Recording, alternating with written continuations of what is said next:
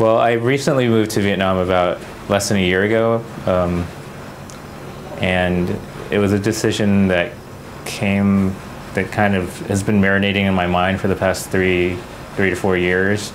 It started when I worked on Saigon Electric with Stefan Gauger a few years ago, and it was my first time working in Vietnam, and it's something I really enjoyed.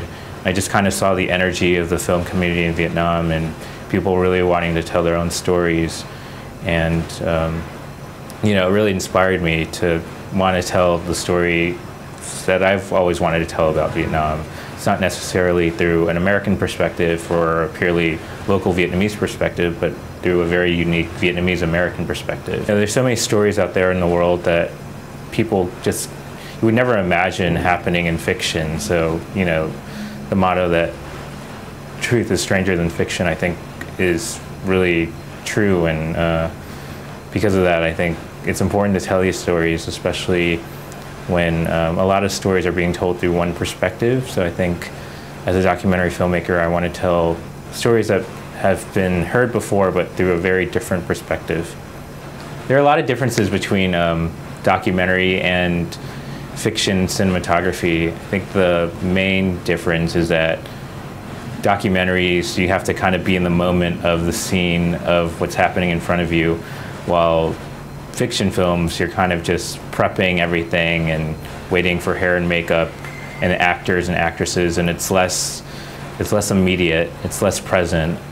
So there are advantages to both. I mean, I love shooting documentaries because I feel like I don't have to wait on another aspect of production to begin shooting. It's, you know, something's happening right in front of me. I just, even if the director doesn't tell me to, I'm just shooting because there's an instinct to shoot something that you feel it could be like a really memorable moment that you can only capture there.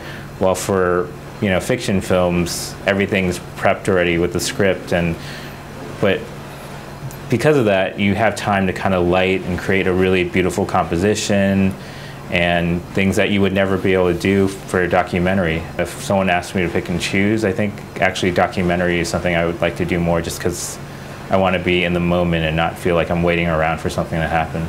Julian was my graduate thesis film at the School of Visual Arts in New York City.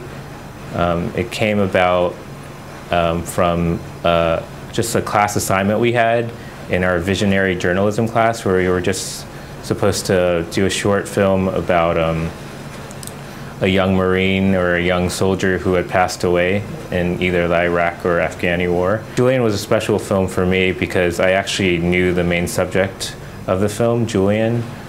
We grew up together as childhood friends. We didn't really talk to each other in our adult lives. We kind of grew distant. But you know, that film is about Julian, who's a young man deciding whether or not he wants to join the Marines. He comes from an anti-war family, so it's a bit difficult for him to make this decision, and he decides to document it through his own video diary. So the film is about his decision-making process and also the impact of this decision, because unfortunately he passed away while fighting in Afghanistan. So the film in the beginning begins with his story, but it slowly becomes a story about the parents and the family and how it impacts their lives.